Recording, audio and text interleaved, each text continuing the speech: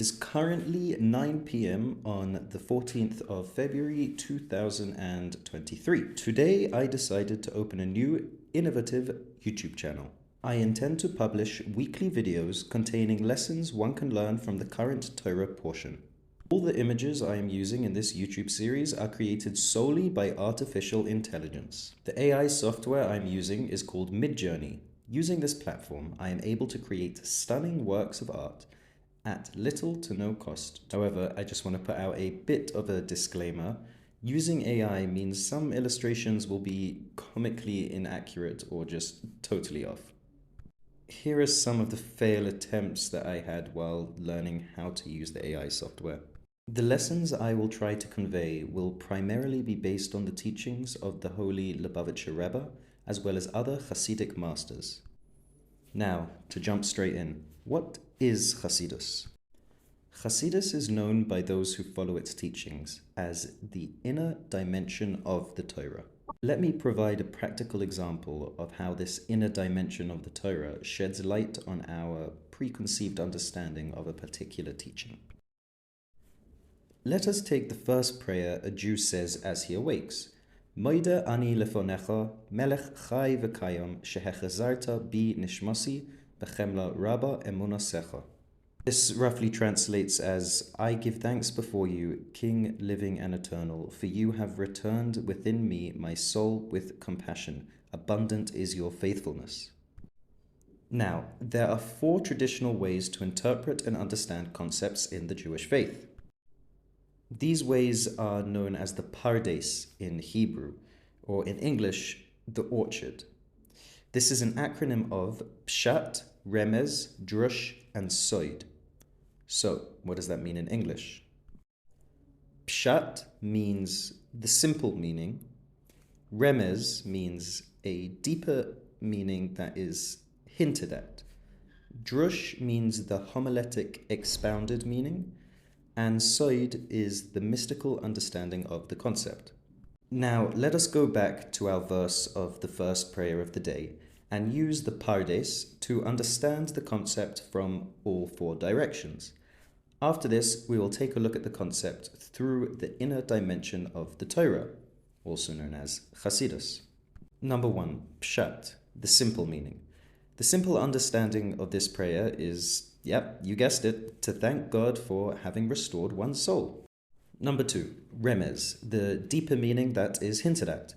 The deeper meaning of the prayer is that the restoration of the soul we are being grateful for is an allusion to the resurrection of the dead that will take place close to or in the Messianic era. We know this because sleep is also known as 1/60th of death in the Jewish tradition. And just how God restored our soul now, we rely on God's abundant faithfulness that we mention in the prayer to restore our souls completely in the time to come. Number 3, Drush, the homiletic expounded meaning. The prayer teaches us that even though a person sins and therefore owes God something, whether an apology or an extra good deed, God does not take the soul of a person as collateral. Rather, God returns the soul every morning. This teaches us a practical lesson. One should not withhold an item that is entrusted to them in place of a debt that one is owed. Number 4, Soid, the mystical understanding. Now, I would like to make a bit of a disclaimer. This explanation is going to be very Kabbalistic, short but Kabbalistic, and I'm not going to give an in-depth explanation. I may make a future video where I explain the topics I'm about to bring up. However, now is not the time nor the place. The words Melech Chai V'Kayam, living and eternal king, refer to the divine attribute of Malchus, sovereignty, as it is united with the divine attribute of Yesoid, foundation. This then teaches us that this is the level of divinity from where the daily restoration of souls is brought about.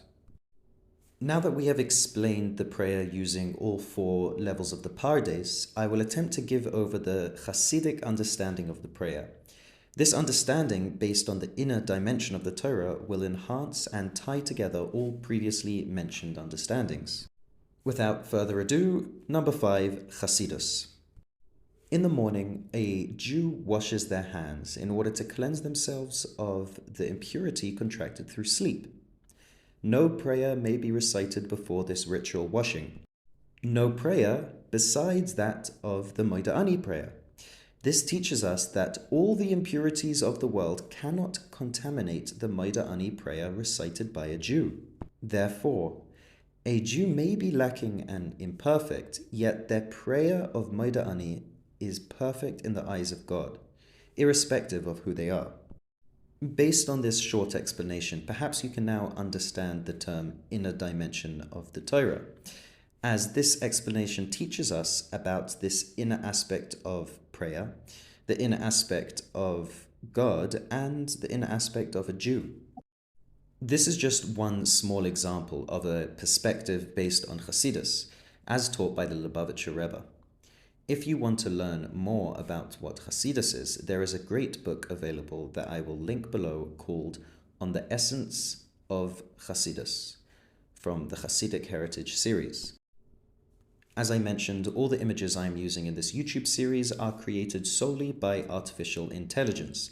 These artworks are owned by me, and if you would like one for your own use, let me know in the comments below. Lastly, this is completely an experimental channel, and I would appreciate any audience feedback, whether it is in order to correct me, add to what I'm saying, or to just suggest a teaching to cover. All in all, I'd love to hear your feedback. Thanks for checking out the channel. Here's a link to my most recent video, and I'll see you next week.